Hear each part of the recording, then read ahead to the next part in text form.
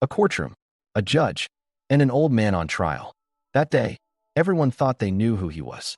When he walked in, dressed in worn-out clothes, leaning on his cane, most assumed he was just another defendant. But no one knew the truth. The judge mocked him, laughed at him, dismissed him as a nobody. But one phone call was about to change everything, because this old man was far more than he seemed. And with just one call, the justice system would be shaken, the balance of power flipped. Judge humiliates old man in court until he makes a phone call to his daughter. The truth will hit like a thunderclap, and nothing will ever be the same again. In courtroom 5 of the Jefferson District Court, the ticking of the old wall clock echoed through the air. It had just struck 9. The crowded courtroom was filled with murmurs as people settled into their seats, some whispering about various cases, others waiting impatiently for their turn. Judge Samuel Carter, sitting at the bench, impatiently flipped through the case files in front of him. He adjusted his glasses and leaned slightly forward. His sharp gaze swept over the crowd in the courtroom. Known for his discipline and feared for his harsh rulings, he had no tolerance for weakness, excuses, or disrespect. The court clerk stood and read aloud, his voice resonating. The state versus Henry Collins. Charge: trespassing on private property. When the large doors of the courtroom swung open, everyone turned to look. Silence quickly turned to a different kind of tension. The defendant who entered didn't fit the profile of a typical criminal. Henry Collins. The elderly man stepped inside slowly, wearing an old but impeccably clean coat. He leaned slightly on his cane, his walk measured as though every step was deliberate. His tired but sharp eyes scanned the room. His white hair, deep wrinkles, and slightly hunched posture revealed his age. Whispers rose among the spectators. A few lawyers compared the defendant's file with the documents in their hands. Some shook their heads, while others exchanged puzzled glances. Who was this man? Why had he been found on private property? Judge Carter, surveying the old man, placed an amused smile on his face. What was this man doing here? Was he just another pitiful criminal who had crossed his path before? Or was he simply an elderly man who had had too much to drink and gotten lost? Sighing deeply, he spoke. Mr. Collins. His voice resonated in the courtroom. This is the second time you've been caught trespassing on private property. You've been to court for this before. Why repeat the same mistake after being warned the first time? Henry Collins lifted his head slightly and met the judge's gaze. He didn't seem like a frightened, defeated man. Your Honor, he said calmly, it wasn't a mistake for me. The silence in the courtroom deepened for a moment. The judge furrowed his brows. What do you mean? The elderly man leaned on his cane a bit more, took a deep breath, and continued. As you know, the Clearwater estate was open to the public for many years. I spent my childhood by that lake. My father was the gardener there. Every Sunday, we'd go there and fish together. Judge Carter sighed and closed the file. He had heard this kind of nostalgic story many times before. Criminals always had endless excuses. Mr. Collins, he said sternly, it is illegal to trespass on private property. What happened in the past doesn't matter. That place is no longer public. It's been sold. So, your being there is against the law. Henry smiled and nodded. I know, Your Honor. The judge's eyes narrowed. If you know, then why were you there? Henry shrugged slightly. Sometimes, you have to go back to see certain things. Whispers grew louder in the courtroom. The judge shifted uncomfortably in his seat. What was this old man implying? The judge slammed his hand on the bench. Don't distract me with your philosophy, Mr. Collins. Why did you go there? After a brief silence, Henry spoke. Because there's something you need to know, Your Honor. This response caused a small stir in the courtroom. Judge Carter quickly raised his hand, silencing the whispers. Though he didn't know what this old man was implying, he knew he had to remain in control. Mr. Collins, this is a courtroom. If you've broken the law, there will be consequences. He quickly flipped through the file and took off his glasses, placing them harshly on the table. So, where is your lawyer? He asked. Henry calmly shook his head. I don't need a lawyer. The judge raised an eyebrow. What do you mean? Are you defending yourself? No, I'm not defending myself, Henry said, his voice so calm that a new silence fell over the courtroom. Judge Carter frowned. What was this old man up to? Mr. Collins, he said sharply, I don't understand why you're so relaxed. If you don't follow the rules, you'll face the consequences. What do you think the punishment will be for this case? Henry smiled faintly. Can I make a phone call? A murmur rose in the courtroom. Who was this old man? Who was he going to call? The judge leaned forward, hands on the bench, and spoke in a stern voice. Mr. Collins, you don't have the right to make a phone call in this courtroom. Henry squinted. If I'm going to serve 30 days in jail, at least I'd like to inform my daughter. At this sentence, the entire courtroom froze. Judge Carter paused for a moment, rolling his eyes.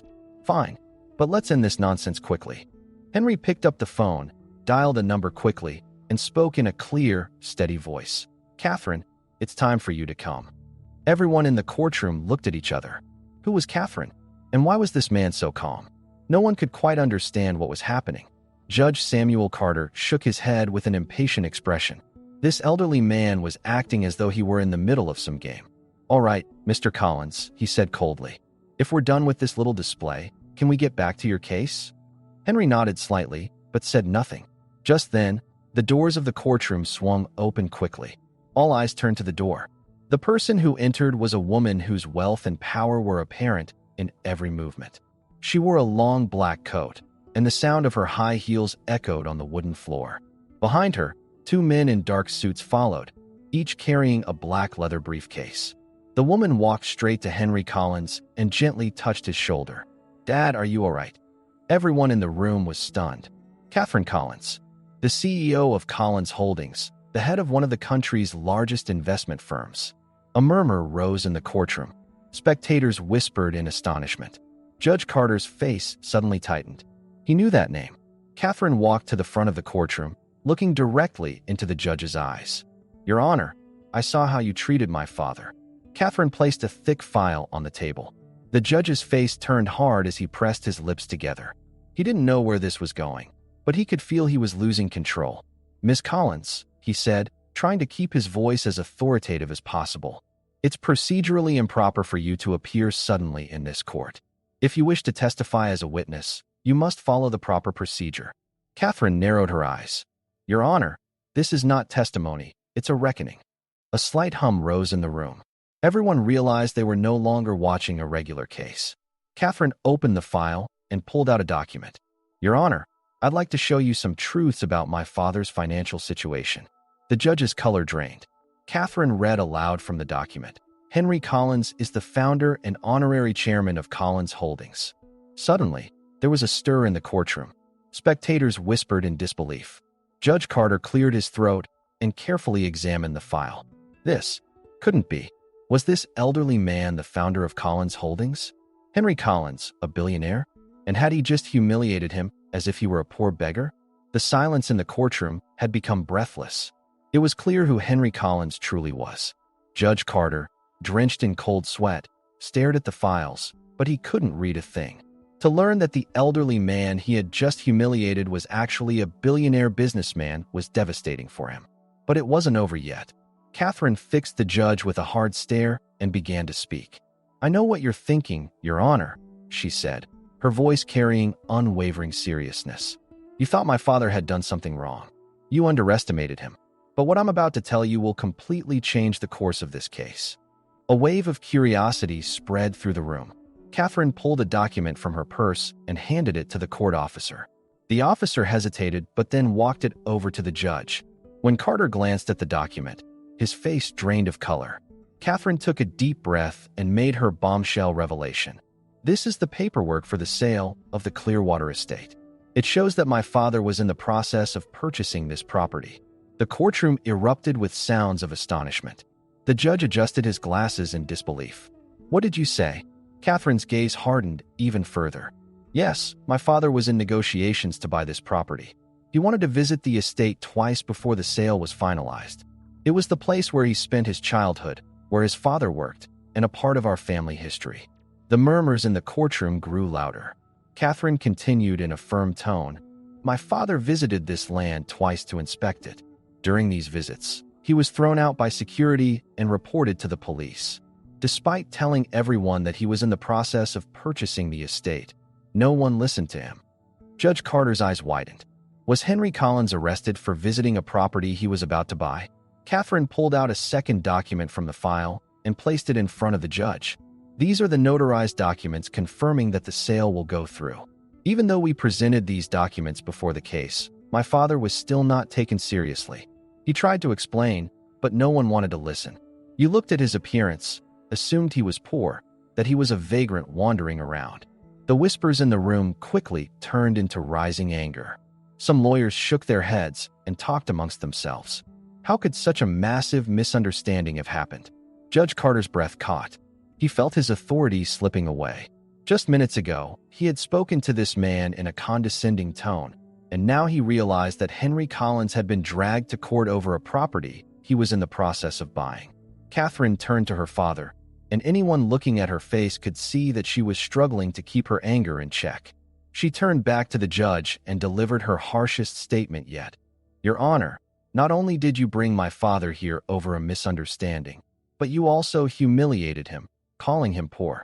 I will be suing you for this. Judge Carter's face drained even further. Catherine continued, her gaze never leaving the judges. After you make your decision about my father. The room fell completely silent. This wasn't just a misunderstanding. It was a live example of one of the greatest issues in the justice system. It seemed that Henry Collins wasn't the one on trial anymore. Now, the real defendant was Judge Carter. The silence in the courtroom was sharp and heavy, like a knife cutting through the air. Judge Samuel Carter was shaken by Catherine Collins' words. Asterisk. I will sue you as soon as you make your decision about my father. Asterisk. That sentence had completely shattered the judge's authority. Just a few minutes ago, he had thought he was facing a defenseless, poor, and insignificant old man. Now, he had learned that Henry Collins was a billionaire businessman and had been dragged to court for visiting a property he was in the process of buying. And even worse, because he hadn't taken the Collins family seriously, they were now preparing to sue him. This could be the end of his career. Judge Carter leaned slightly forward in his chair, pulling out a handkerchief to wipe his sweat.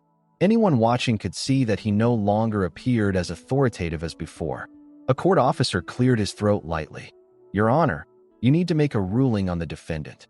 Carter lifted his head and remained silent for a few seconds. Then, as if trying to gather himself, he took a deep breath. The court dismisses all charges against Henry Collins. Whispers rose from every corner of the courtroom. Carter raised his voice slightly. The defendant is found not guilty. Suddenly, a wave of hidden relief spread across the room. Henry Collins didn't move from his spot. His eyes were locked directly with the judge's. Finally, the judge turned to Henry and spoke reluctantly. Mr. Collins, I apologize for the time you've spent in this court. But there was no sign of satisfaction in Henry's eyes. Asterisk. Apologize? Asterisk. The old man said slowly. Asterisk. Your apology doesn't change what happened here, Your Honor. Asterisk. Catherine stepped in. Especially the fact that you humiliated my father for being poor. Judge Carter looked away. He realized that he had completely lost control of the situation. But Catherine wasn't finished. She was waiting to deliver the final blow that would shake the courtroom to its core. She pulled out another document from the file and placed it in front of the judge. And here's one last piece of information for you, Your Honor, she said, her voice as cold as ice. Judge Carter shakily opened the document. As his eyes scanned the lines, his face paled even more. What he read was a nightmare for him. Catherine, maintaining her calm demeanor, explained, Collins Holdings has been running a special justice fund to provide financial support to courts for the last 6 months. And what a coincidence. One of the biggest donors to this fund is none other than the Jefferson District Court. Shocked sounds rose from the courtroom.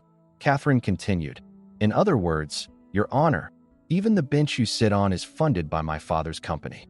The judge's hands started to tremble. This was impossible. Catherine narrowed her eyes. And you had the audacity to humiliate a man like my father for being poor. Henry Collins took a deep breath, leaned on his cane, and stood up. His smile carried a deep wisdom and a slight hint of disappointment. You know, Your Honor, he said, I came here to see how justice works. The courtroom was completely silent. Henry shook his head, and what I saw didn't surprise me at all, because justice changes depending on how thick a man's wallet is. Then, slowly, he looked into the judge's eyes. But here's where you made your mistake. Judge Carter swallowed quietly. Henry lowered his head slightly and smiled. You thought I was poor. He paused for a moment before finishing his words. And at that moment, you stopped trying to understand who I really am. The courtroom was so still that no one dared to even breathe. This was no mere misunderstanding. This was the revelation of the corruption at the heart of the justice system. And now, everyone was aware of it. Catherine turned to her father and slowly slipped her arm through his. "Let's go now, Dad." Henry Collins stood tall and nodded. When the courtroom doors opened, it was clear the press was waiting outside. And that day, while one judge's career ended, a revolution had begun. Sometimes, a story is more than just a story. It's a lesson, a revelation, a reckoning. For new, gripping, and emotional stories every day, subscribe now. We uncover the truth, the justice, and the most shocking twists. You won't want to miss what's coming next. Hit that subscribe button and be the first to uncover the next big secret.